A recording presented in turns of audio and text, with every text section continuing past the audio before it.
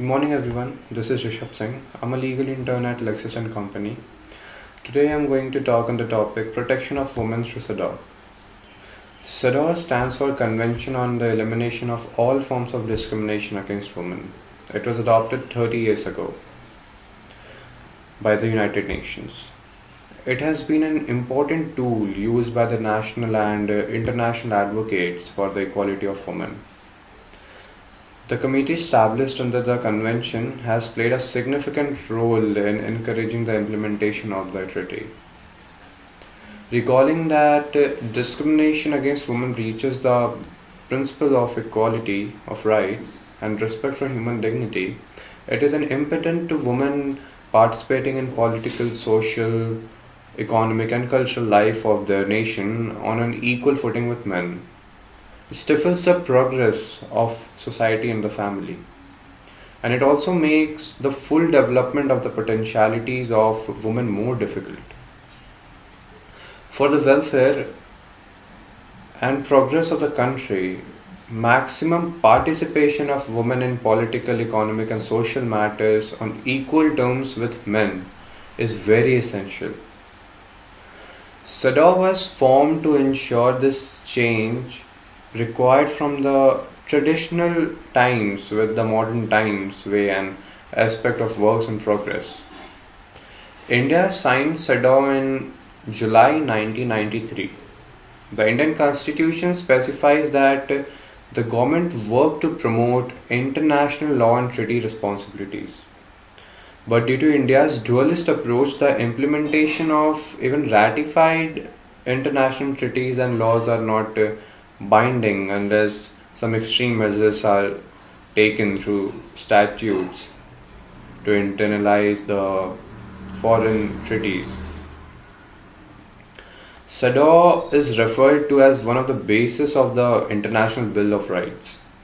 It is one of the United Nations basic international human rights treaties requiring member states to commit to legal commitments to respect, defend, and fulfill human rights.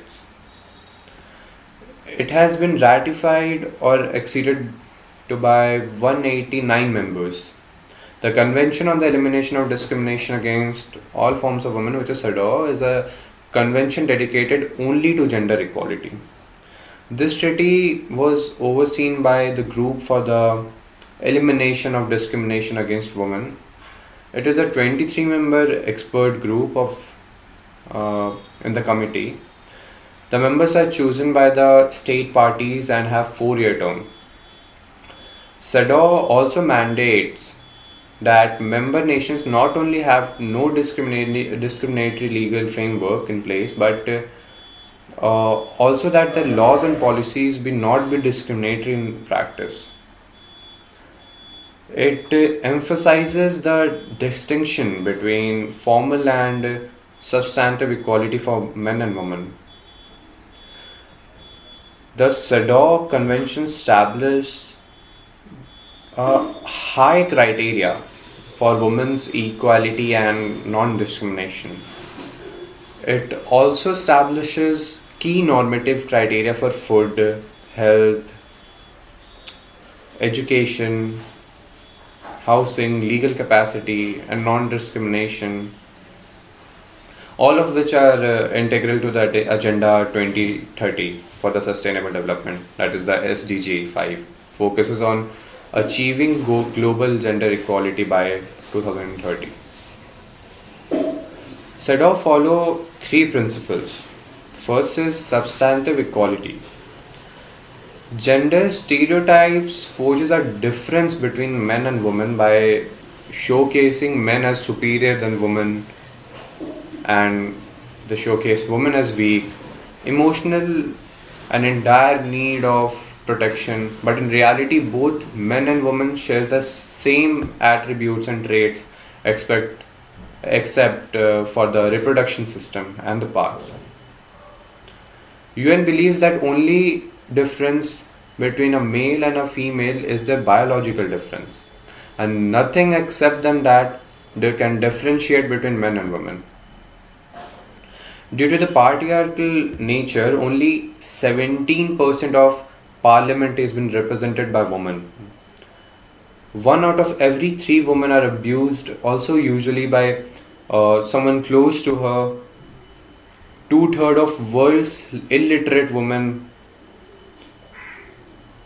39% of times women has been treated violently and abusively by their husbands.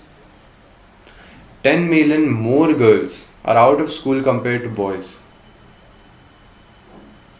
Some people argue that requirement for men to have more rights due to their input towards the family for economic level and provide them with required resources as they are already as they are the only member of the family on whose shoulders lies the responsibility of taking care of the family. But in reality, we can see married or unmarried, divorced or widowed, separated or abandoned. Women are responsible enough to take care of themselves and can earn uh, a proper living to sustain their family. From both household and outdoor activities, they can do so, resulting in an equal share of the liability of the upbringing of a family. In the protectionist approach, women lose opportunities because they are perceived as vulnerable and prohibited from participating in certain activities. And in corrective approach, priority is given to both the needs and requirements of men and women. We can also say that corrective approach leads to substantive equality.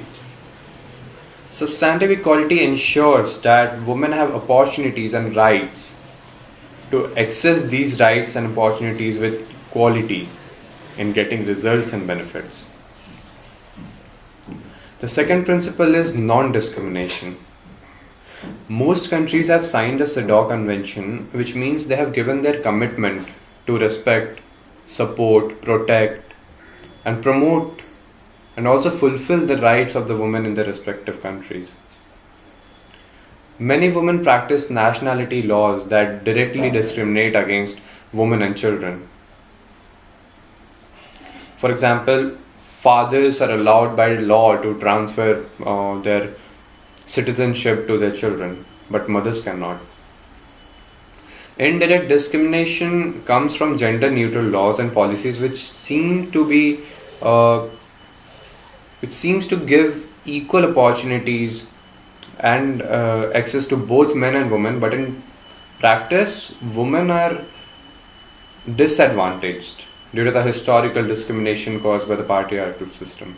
The patriarchy is a social system in which the role of men as the primary authority figure is the central of the organization, which results in father holding authority over women, children, and also the property. It implies that institution of male and privilege and is dependent on uh, female subordination. In the patriarchal system, male traits are more valued than female traits. As you can refer to the instances where men are ordered not to behave like girls. This happens because patriarchy perceives women as weak and is valued less compared to the men. In many countries, women faces many obstacles and restrictions due to cultural and religious practices, resulting in women suffering historical discrimination like female genital mutilation. It is very important to note that non-discrimination against women should occur from both types. That is the de facto and the de jure. De facto means in respect to the law, and de jure means in respect to reality. The third principle is the obligation, state obligation. The CEDAW Convention is one of the most widely ratified and recognized UN treaties worldwide. 188 countries as of May 2014 has signed the CEDAW Convention. Countries that have signed CEDAW Convention makes the government of those countries a state party of CEDAW and has agreed to take measures to improve women's status in the country. Therefore, these countries try that the three parts of the government, that is the legislative, executive, and the judiciary, work hand in hand, as that is very essential to ensure safety and protection of women rights. The state has to respect the right of the woman and cannot do anything that violates their rights. And they cannot enact discriminatory laws, cannot engage in discriminatory practices, and has to repeal all discriminatory laws. Every 4 years, the states have to report the CEDAW committee on the measures taken to ensure and protect and fulfill the rights of the woman. State has to protect the rights of the woman, ensure complaints and redress mechanism, regulate institutions and individuals, prohibit discrimination and impose sanctions against discriminatory acts or laws. The state has to promote the rights of a woman, and it must raise awareness of women's rights. The state has to fulfill the right of women, take positive steps, and provide enabling conditions developing capacity of its institution. State party to the CEDAW convention must act with due diligence, making the state accountable to any discrimination against women, whether she is in private or a public sphere. Concluding that CEDAW is significant since it makes it a member state's duty to adopt non-discriminatory laws and practices. It also discusses substantive equality, not formal equality as previously stated. Even in the 21st century, many women endure prejudice in a variety of areas, including the healthcare area, whether it be educational area, for a respectable job, free marriage, equal pay, or for equal effort, and there are many more. They are also subjected to violence by family members and partners. When it comes to sexual and reproductive decisions, they frequently have a little say in that.